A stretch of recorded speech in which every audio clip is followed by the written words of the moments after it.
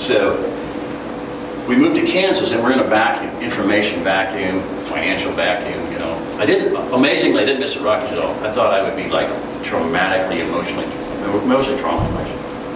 I could walk out of town in 2 minutes and be out in the country. Like, I didn't miss it yet. So we're sitting out there, and I started hearing, I don't have any idea, but I had a Rand McNally old road atlas, and I started hearing, you know, Mickey Splanek moved here, and Roger McDuff moved here, and so-and-so moved here, and so-and-so moved here, and it got so, and I put a dot on it.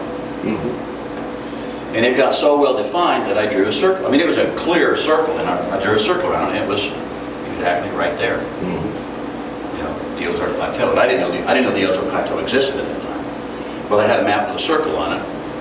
And then one time in Kansas, I went into the county seat and library, and they had a big podium with a big, thick thing on that, and it was open, dead center in the middle, road atlas. And I walked up, and it's just like, you know, I put, you know, Scotts Bluff, Lubbock, and I had to go like that. And I looked, and I stood over here, you know, and I looked dead center in the middle. I mean, just jumped out at me, Springfield. Mm-hmm. And I was like, well, that's the same exact, you know, the center of what I had seen as, you know, the people we had known that were moving. And all these were good people, you know. I mean, every week when we were in Denver, you know, we'd call somebody. That number would be disconnected, no longer service. Mm-hmm. So this was, I had like 50 dots on this map. And then Ian and I in 2001, we went to, with a couple of identity guys up to train for fiber optics in Mount Estes Park. Yeah, to 9/11, 2001. Boy, being that far away from home, here and gas at $5 a gallon, we're not going home. We're not going to be able to afford to go home. But so the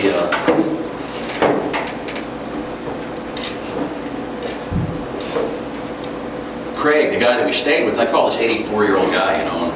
I said, "This is Jerry Diamond." I didn't know if he would remember me. "Jerry Diamond, what are you doing?" I said, "Well, we're going to be at a fiber optics training thing. You need a place to stay. You can stay at my cabin, or you can stay down at the Winnebago on the river." He's this guy owned like 40 acres in Carter, by Carter Lake, 160 acres right outside of Phoenix.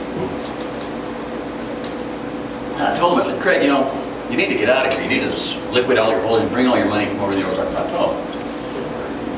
See, at that time we were still in Kansas. Go over to Kansas, you know, get out of here. And he said, "You know, a lot of my friends are moving." He pulled out a road atlas, I kid you not, opened up to the middle, and he had the same exact.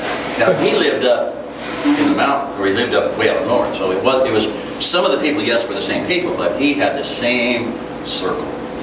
So that was pretty cool.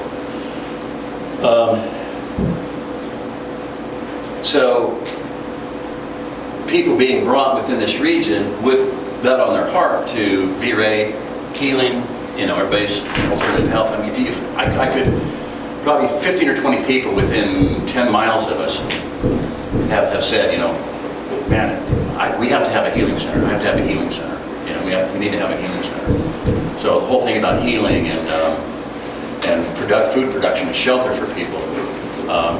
So back to the numbers issue. I don't really want to start with this. My opening thing on the slides was kind of a summary of where I've come to, okay? This is all about what God is doing in history, right? And this is like, I see it as, I mean, we're looking at Tabernacle, and that's like the end game. You know, the game's almost over. We're coming up to it. Denouement, you know, the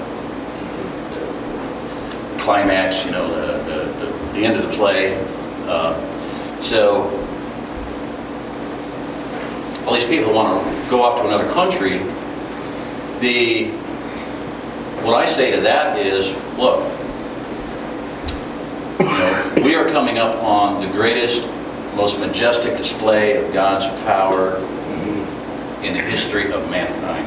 And you got a front row seat, and you want to go leave the theater, you know, and that's just it's stupid for a lot of reasons.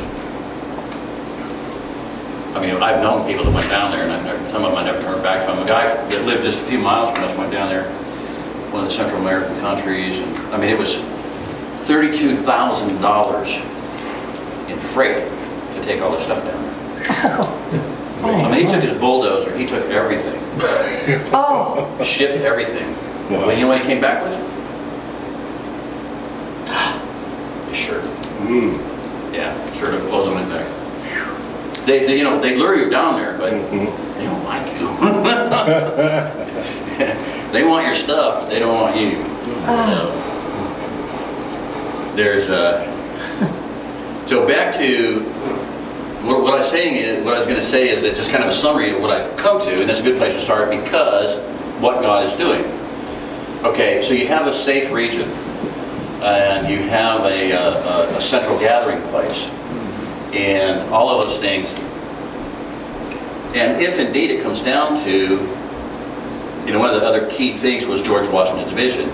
George Washington, you know, he supposedly, you know, allegedly, it wasn't entered into the Library of Congress until 1832, blah, blah, blah, blah, blah. Maybe it was George, maybe it was somebody else, but the vision rings true on several reasons. History, everything. And, you know,